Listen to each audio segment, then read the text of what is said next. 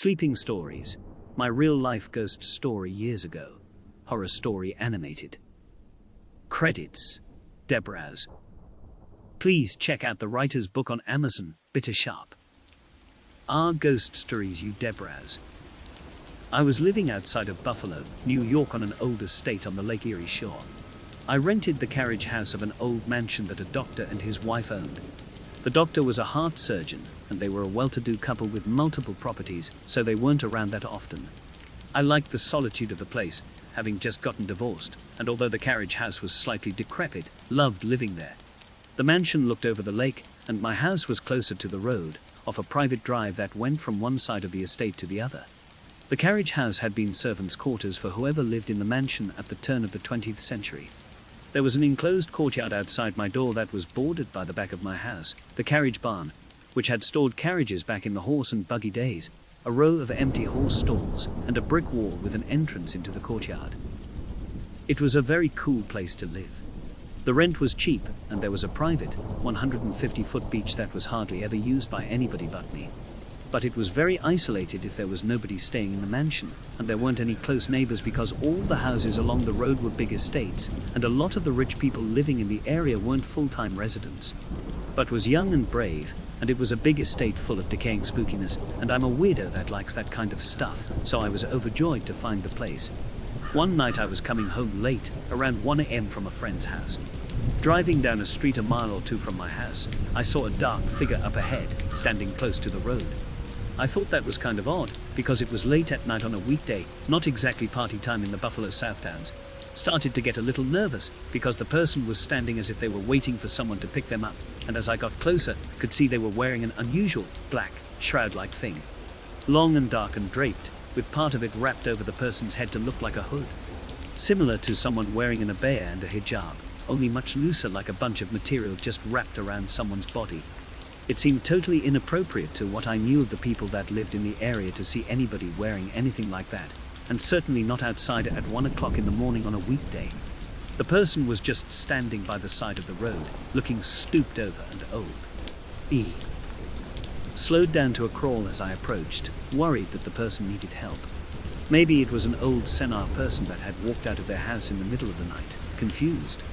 When I got close enough to really see the person, she lifted her head and looked my way, and saw that it was my ex-mother-in-law. I was absolutely, positively sure it was her. The same grey-brown hair, the same eyes, the same enigmatic smile that had always made me wonder what she was thinking about but never saying. She raised her hand and waved at me. Not a stop and help me wave, but more of a gosh, it's good to see you wave. It scared the hell out of me. My mother-in-law had died 3 years previous to when I was driving down that road. Sped up and kept driving, my hands shaking on the steering wheel. But after a few minutes and a few deep breaths, I told myself I should go back and take another look. My mother-in-law had loved me. I couldn't imagine her ghost would appear seeking revenge on me for divorcing her son, who had not treated me well, to say the least. Drove in a square by making left turns and went down the same road again, but there was no one there. I was too freaked out to go back to my spooky carriage house with the weird sounds and 100-year-old history, with nobody there but me, and the ghost was convinced probably inhabited the place. So I drove to the local all-night Greek diner and sat there for an hour drinking coffee and calming my nerves. When I finally drove home and into the courtyard, I could see that something was wrong. My door was standing open, the glass windows broken, the door cracked almost all the way through from one side to the other. Someone had destroyed the door to get into the house. The next day, found a crowbar in the courtyard, thrown off to the side. The only things I noticed missing from the house were a few pieces of my clothing, super creepy, a jar of loose change, and a knife from the kitchen. I was just divorced and not exactly rich, didn't have much worth stealing.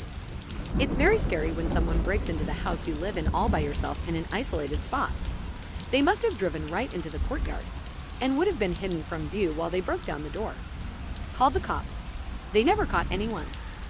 With all the upset of the break-in, it wasn't until hours later that I remembered seeing my dead mother-in-law waving at me from the side of the road, dressed like the Grim Reaper.